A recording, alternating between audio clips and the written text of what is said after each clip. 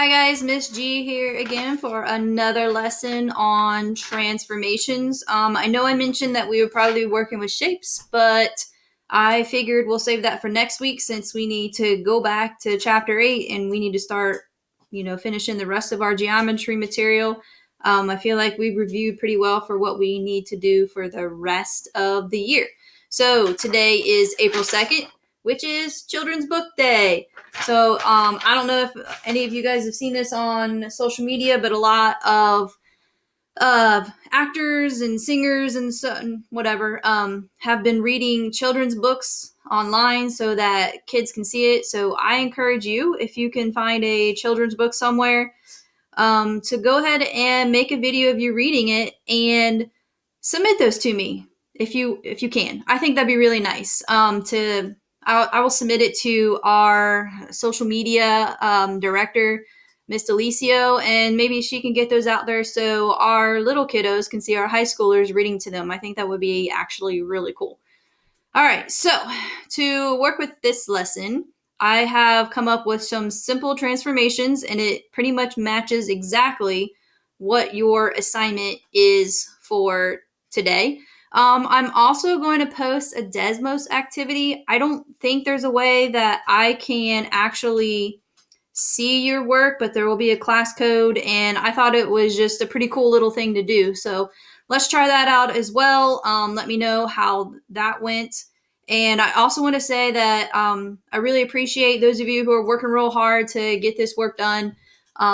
It shows, and we see it. All of us teachers see it. So keep up with the good work, and let's get started. All right. So I have our 3 transformations that we've been talking about, translation, reflection, and rotation. So now I'm going to give you specific directions on how to either translate, rotate, or reflect our shapes. So I have the same triangle up here for all 3, A, B, C. And the first one, super simple, is translate it left 2 units and down 1. So you're going to do the exact same thing for all 3 points. Benny, get out of here. All right, so, and also over here in the corner, I hope you can see it, I have the actual points. So if you want to pause the video at this time and draw these 3 triangles on either graph paper or regular paper, it doesn't matter, it'll work. Or you can actually graph it on Desmos. Just Desmos is already on your Chromebook. Follow along with me. See if you can do these, or maybe try it before I do it and see if your answer matches me. But I do encourage you to actually do this with me. All right, so I'm going to move all of my points left 2, down 1. The way I usually do it is I go ahead and deal with the points. So I know left on the x-axis means minus. So if it was already at 1, 1 minus 2 takes me to negative 1. Or you can count left 2 units. But since I don't have a specific grid up here, it's easier for me to actually do the math. If you have a graph paper, then it's going to be easy to count. So I know my new point is at negative 1, and then I have to go down 1 unit, which is also negative in the y direction. And since we already had negative 2, that takes me to negative 3. Oh, I guess I kind of already did it. Whoops. So I'm at negative 1, negative 3.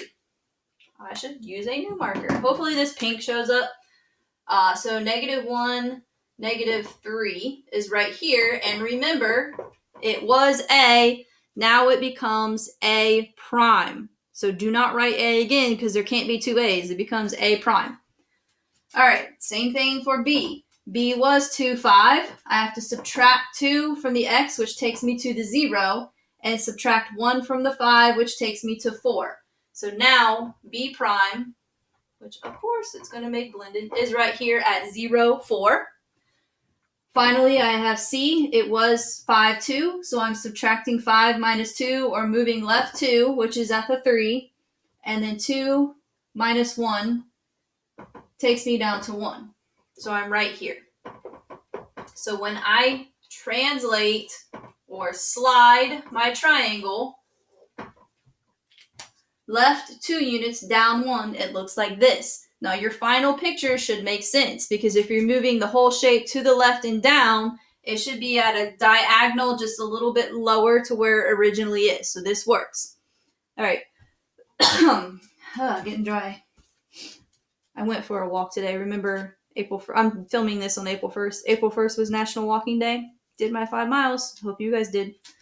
All right, moving on. This one says reflect across y equals 3. So remember, that's talking about a line. The line y equals 3 is going to look like this, right? It's kind of crazy because we know this is the x-axis and that says y equals 3. But trust me, y equals 3 looks like this. So I'm going to find where y equals 3. That's right here. So I am reflecting across this line. Now with reflection, you just want to look and see how far away is each point away from the line and then count in the opposite direction because remember, we're flipping it over. So for example, A starts at -2 in the y direction because we're flipping it over this line. So our x value doesn't change. I almost asked you guys a question, does the x value change? And I'm sitting there waiting for someone to answer. That would have been crazy. I miss it. All right, so A is at -2, and it is 1, 2, 3, 4, 5 away from the line y equals 3, which should make sense. The distance from -2 to 3, -2 minus 3 is -5, absolute value, because distance can't be negative. So it is 5 away from this line, so I'm going to need more lines. So if it's 5 away in this direction, it has to be 5 away in that direction. So I need 1, 2, 3, 4, 5. So let's extend this a little longer. So x value stays the same. X was at 1. So it stays at 1, but now it goes all the way up here. So here's where A prime is going to hang out for now. And my light's in the way, but I can't adjust that. Sorry. Okay, B. Since B started up here, since we're reflecting it, it's now going to end up on the other side of the line. Can you see that one? Yeah, kind of.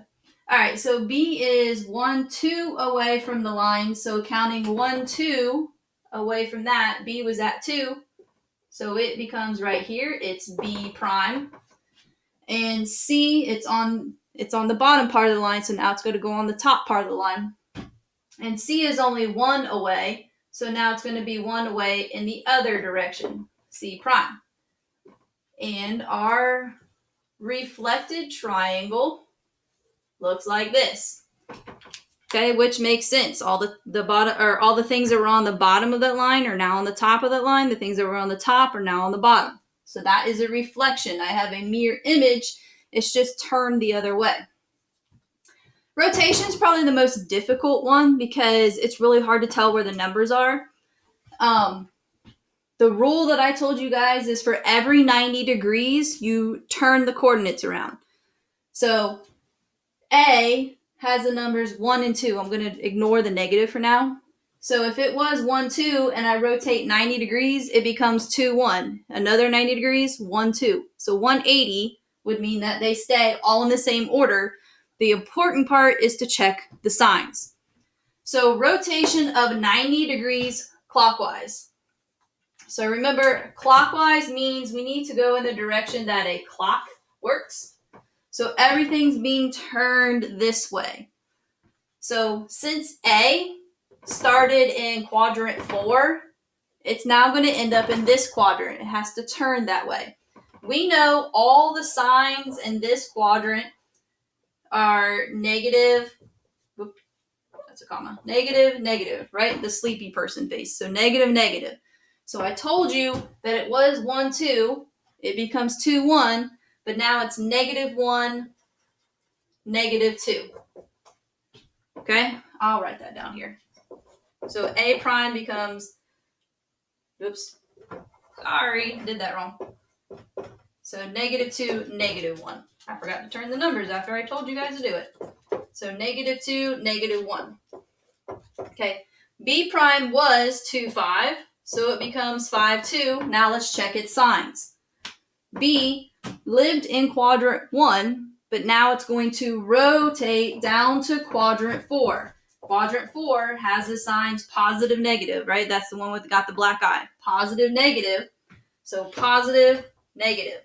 So we have positive 5, 1, 2, 3, 4, 5, negative 2. So B prime now lives there.